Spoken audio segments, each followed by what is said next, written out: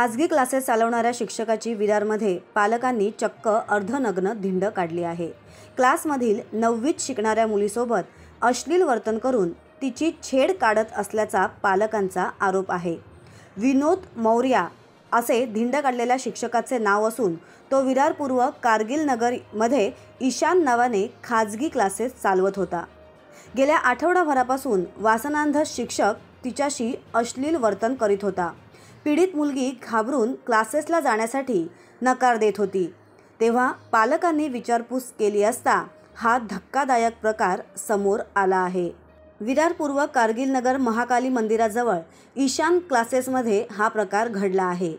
आज संतप्त पालकांनी शिक्षकाला जाब विचारून त्याला पकडून मारहाण करीत चक्क अर्धनग्न धिंड काढत विरार पोलीस ठाण्यात नेऊन त्याला पोलिसांच्या ताब्यात दिलं आहे। हा प्रकार असा आहे की विरार पोलीस स्टेशनच्या हद्दीत एक मनवेलपाडा म्हणून आमची पोलीस बेट चौकी आहे।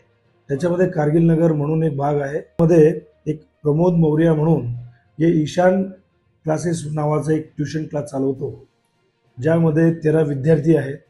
त्याच्यापैकी 11 मुलं आहेत आणि 2 मुली आहेत। साधारणतः एक 7वीचे सगळे विद्यार्थी आहेत।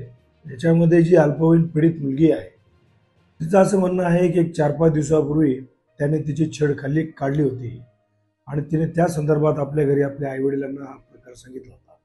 आणि आज सकाळी 8:30 ते 9 वाजेच्या दरम्यान ती क्लासला गेली होती। त्यावेळेला त्याने तिला काहीतरी किस वगैरे केलं आणि सदर प्रकार तिने आईवडिलांना सांगितल्यामुळे आणि आईवडिलांनी त्या म्हणजे अवतीभोवती राहणाऱ्या लोकांजवळ तो प्रकार सांगितल्यानंतर लोकांच्या ज्या भावना आहेत त्या जरा तीव्र स्वरूपाच्या होत्या आणि मग त्यांनी जे आहे तर त्याला पोलीस स्टेशनला आणलेलं आहे। त्याला डोक्याला छोटीशी जखम पण झालेली आहे।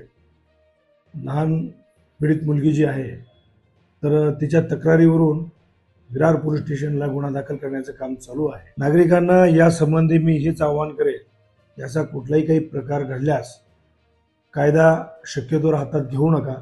तात्काळ पोलीस आपल्या मदतीला तयार आहे। आमची जी पोलिसांची हेल्पलाईन आहे 112, त्याला तात्काळ आपण संपर्क साधावा।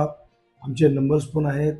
तात्काळ पोलिसांना कळवा आणि असा जो प्रकार होत असेल तर त्वरित त्याला प्रतिबंध करण्यासाठी आपण सर्वजण मिळून काम करूया। हेच या पद्धतीचं मी आव्हान आपल्या लोकांना करणार।